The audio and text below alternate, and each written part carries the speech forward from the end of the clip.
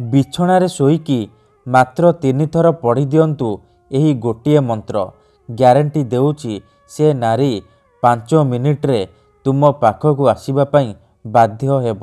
ଯାହା ଚାହିଁବେ ତାହା କରିବ।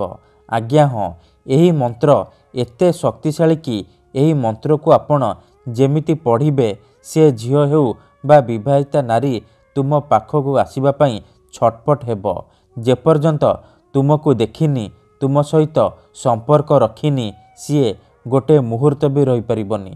କେବଳ ଆପଣଙ୍କୁ ବିଛଣାରେ ଶୋଇକି ଏହି ମନ୍ତ୍ରକୁ 3 ଥର ପଢ଼ିବାର ଅଛି। ତାପରେ ଦେଖିବେ ଚମତ୍କାର। ଆଜ୍ଞା ହଁ, ଆପଣ ସମସ୍ତଙ୍କର ଇଚ୍ଛା ଥିବ କେଉଁ ନା କେଉଁ ଝିଅକୁ ପଟେଇବା ପାଇଁ, ପଡ଼ିଶା ଘର ସୁନ୍ଦରୀ ଭାଉଜଠାରୁ ନିଜର ମନ ମୁତାବକ କାମ ହାସଲ କରିବା ପାଇଁ। କିନ୍ତୁ ଇଏ ଏତେ ସହଜ ନୁହେଁ। ଏଥିପାଇଁ ଆମର ତନ୍ତ୍ରଶାସ୍ତ୍ରରୁ ମୁଁ ଆଜି ଆପଣଙ୍କ ପାଇଁ ଏମିତି ଏକ ନାରୀ ମୋହିନୀ ବଶୀକରଣ ବିଦ୍ୟା ନେଇ ଆସିଛି, ଯାହାକୁ ଆପଣ କରିଦେଲେ ନିଜ ପସନ୍ଦର ଝିଅକୁ ପଟେଇ ପାରିବେ। ପଡ଼ିଶା ଘର ସୁନ୍ଦରୀ ଭାଉଜଠାରୁ ନିଜର ମନ ମୁତାବକ କାମ ହାସଲ କରିପାରିବେ। ଏହି ବଶୀକରଣ ଆପଣଙ୍କୁ ସହଜ ଲାଗିବ, କିନ୍ତୁ ଇଏ ପ୍ରଚଣ୍ଡ ମହାଶକ୍ତିଶାଳୀ ବଶୀକରଣ, ଯାହାର ପ୍ରୟୋଗରେ ଆପଣ କେଉଁ ବି ଝିଅ ବା ବିବାହିତା ନାରୀକୁ ମୁହୂର୍ତ୍ତକ ଭିତରେ ନିଜ ବଶରେ କରିପାରିବେ।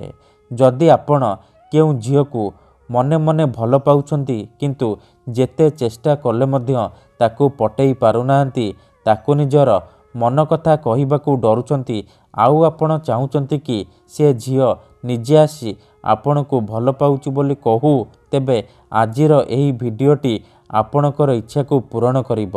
କେବଳ ଆପଣଙ୍କୁ ବିଛଣାରେ ଶୋଇକି ଏହି ମନ୍ତ୍ରକୁ 3 ଥର ପଢ଼ିବାର ଅଛି। ଗ୍ୟାରେଣ୍ଟି ଦେଉଛି ଯେଉଁ ଝିଅ ପାଇଁ ଆପଣ ଏହି ବିଧିକୁ କରିବେ, ସିଏ ନିଜେ ଆସିବ ଆପଣଙ୍କ ସହିତ କଥା ହେବ, ଆପଣଙ୍କୁ ଭଲ ପାଉଛି ବୋଲି କହିବ। ନମସ୍କାର ଫ୍ରେଣ୍ଡସ୍, ଓଡ଼ିଆ ଫଣ୍ଡା ଚ୍ୟାନେଲକୁ ଆପଣମାନଙ୍କୁ ସ୍ୱାଗତ। ଏହି ବଶୀକରଣ ସାହାଯ୍ୟରେ ଆପଣ ବର୍ଷ ବର୍ଷ ଧରି ଭାଙ୍ଗି ଯାଇଥିବା ପୁରୁଣା ପ୍ରେମକୁ ଫେରାଇ ଆଣିପାରିବେ। ଶାଶୁ, ନଣନ୍ଦ, ଦିଅର, ଭାଉଜ କାହାକୁ ବି ନିଜ ବଶରେ କରି ତାଠାରୁ ନିଜର ମନ ମୁତାବକ କାମ ହାସଲ କରିପାରିବେ। ଏହି ବଶୀକରଣ କରିବା ପାଇଁ ଆପଣଙ୍କୁ କୌଣସି ପ୍ରକାର କଷ୍ଟ କାମ କରିବାକୁ ପଡ଼ିବନି କିମ୍ବା କିଛି ବି ପଇସା ଖର୍ଚ୍ଚ କରିବାକୁ ପଡ଼ିବନି। ଆପଣ ନିଜ ଘରେ ବସି ବସି ନିଜ ପସନ୍ଦର ଝିଅ ବା ନାରୀକୁ ପଟେଇ ପାରିବେ। ତାଠାରୁ ନିଜର ମନ ମୁତାବକ କାମ ହାସଲ କରିପାରିବେ। କେବଳ ଆପଣଙ୍କୁ କ'ଣ କରିବାର ଅଛି, ନିଜ ବିଛଣାରେ ଶୋଇକି ଏହି ମନ୍ତ୍ରକୁ 3 ଥର ପଢ଼ିବାର ଅଛି।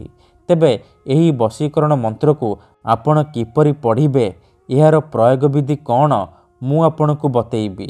ସମ୍ପୂର୍ଣ୍ଣ ପ୍ରୟୋଗ ବିଧି ଠିକ୍ ଭାବରେ ବତେଇବି। ଜାଣିବା ପାଇଁ ମୋର ଆପଣମାନଙ୍କୁ ଅନୁରୋଧ କି ଆପଣ ଭିଡ଼ିଓଟିକୁ ପୁରା ଧ୍ୟାନ ସହିତ ଶେଷ ପର୍ଯ୍ୟନ୍ତ ଦେଖିବେ। କାହିଁକି ନା ଅଧାରୁ ଛାଡ଼ିକି ପଳେଇଲେ କିମ୍ବା କାଟି କାଟି ଦେଖିଲେ ଆପଣ କିଛି ବି ବୁଝିପାରିବେନି।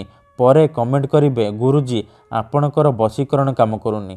ତେଣୁ ମୋର ଆପଣମାନଙ୍କୁ ଅନୁରୋଧ କି ଆପଣ ଭିଡ଼ିଓକୁ ପୁରା ଧ୍ୟାନ ସହିତ ଦେଖନ୍ତୁ, ପ୍ରୟୋଗ ବିଧିକୁ ଠିକ୍ ଭାବରେ ବୁଝନ୍ତୁ, ତାପରେ ଆପଣ ବଶୀକରଣ କରିବା ପାଇଁ ଯିବେ।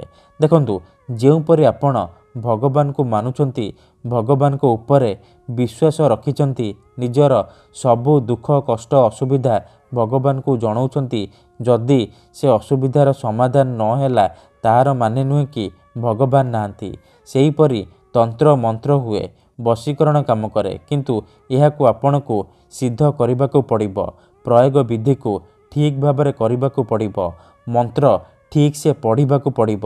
ମୁଁ ଆପଣଙ୍କୁ ଯେମିତି ବତେଇବି ଆପଣଙ୍କୁ ଠିକ୍ ସେହିପରି କରିବାକୁ ପଡ଼ିବ। ତେବେ ଯାଇ ମୁଁ ଆପଣଙ୍କୁ ଗ୍ୟାରେଣ୍ଟି ଦେଉଛି ଆପଣ 100ରୁ 100% ସଫଳ ହେବେ। ଯଦି ଗୋଟିଏ ଥରରେ ସଫଳ ହୋଇପାରୁନାହାନ୍ତି, ତେବେ ଦ୍ୱିତୀୟ ଥର ଚେଷ୍ଟା କରନ୍ତୁ, ନିହାତି ଭାବେ ସଫଳ ହେବେ। ତେବେ ଚାଲନ୍ତୁ ଜାଣିବା ଏହି ବଶୀକରଣକୁ ଆପଣ କିପରି କରିବେ।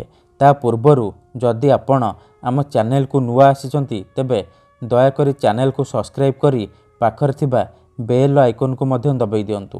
ଠିକ୍ ଅଛି, ତେବେ ମନେ ରଖନ୍ତୁ, ଏହି ବଶୀକରଣ ବିଧିକୁ ଆପଣ କେଉଁ ବି ବାରରେ କରିପାରିବେ, କିନ୍ତୁ ଯେବେ ବି କରିବେ ରାତିରେ ଶୋଇବା ପୂର୍ବରୁ କରିବେ।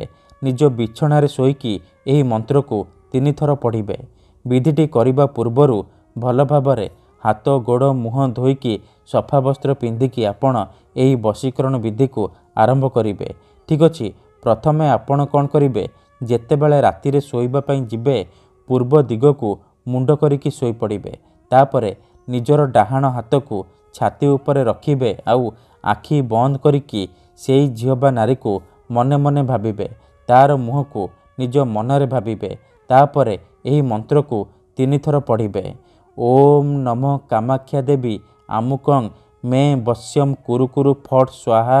ଆମୁକଂ ଜାଗାରେ ଆପଣ ସେଇ ଝିଅ ବା ସ୍ତ୍ରୀର ନାମ ଉଚ୍ଚାରଣ କରିବେ ଯାହାକୁ ଆପଣ ନିଜ ବଶରେ କରିବାକୁ ଚାହୁଁଛନ୍ତି। ମନ୍ତ୍ରକୁ ଆପଣ 3 ଥର ପଢ଼ିବେ। 3 ଥର ମନ୍ତ୍ର ପଢ଼ି ସାରିବା ପରେ ଛାତି ଉପରୁ ହାତକୁ କାଢ଼ିବେ ଆଉ ଛାତିରେ ଗୋଟିଏ ଥର ଫୁଙ୍କିଦେବେ।